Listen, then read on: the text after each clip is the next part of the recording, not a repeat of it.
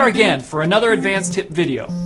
This time we're going to take a look at a couple games that take advantage of the target functionality in WarioWare D.I.Y. with some pretty neat results. The target travel type is really useful in its basic role, but it's especially powerful and flexible when combined with other AI actions.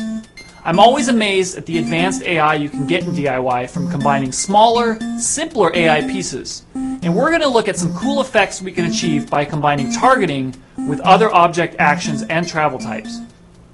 I want to start by showing you one of Jimmy T's games called Kickin' It. You tap the foot to kick the ball and keep it from going off screen. This game features a few different target-related mechanics that I want to point out, but we'll get two obvious ones out of the way first. Take another look and notice what the foot does when I tap it. It targets the ball. It's a simple, effective use of targeting.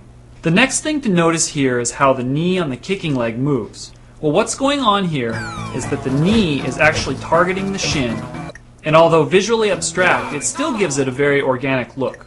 The last thing I want to point out is an interesting combination of targeting and roaming that's used to make the ball move in a random, realistic way. Take a look at the game now with the switch guide on, and notice the object here moving rapidly back and forth on the top of the screen. This is an object called flag, and we can see that it's just a blank object.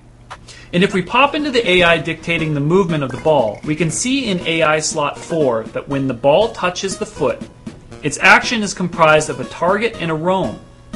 A bounce type roam to be specific. So what happens here is that the target function sets the direction of the ball towards the rapidly moving flag object at the top of the screen, and then the roam function takes over to make it arc up then down.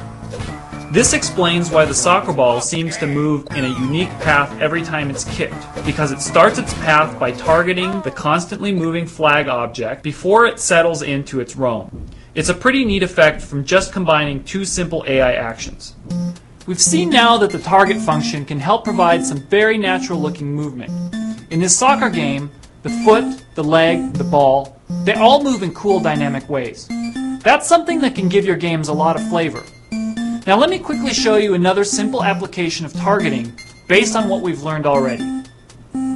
I've done up a little tech demo with a car of a couple that's just been married. And I've created 3 can objects that I want to trail behind the car as if they were all attached to a string, you know, in the tradition of just married couples. Well, I can use targeting to achieve my desired effect. So starting first with the AI of the big can, what we'll do is we'll make it travel, and we'll set it to roam and wiggle within an area like so.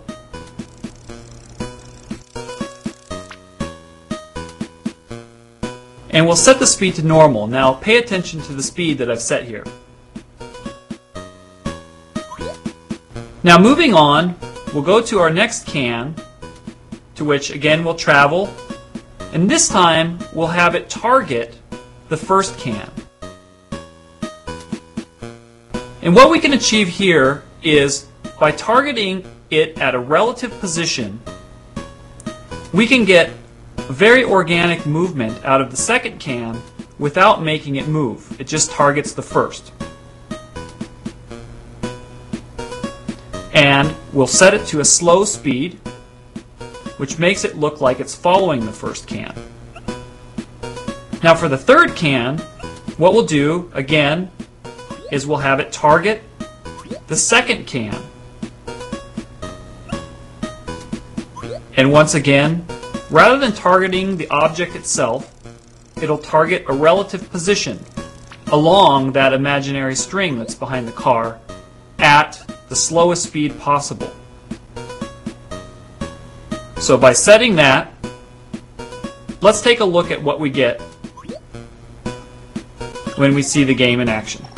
So you can see the effect we're achieving here by chaining multiple objects together and targeting them at progressively lower speeds. I'm sure with a little imagination, you can picture using this technique for perhaps a kite streamer or maybe a fiery dragon tail.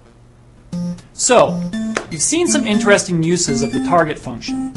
And just to reiterate the point I made at the beginning of the video, the seemingly simple AI commands in D.I.Y. can be put together in creative ways for some impressive results. I hope you come up with some creative stuff on your own. See you next time.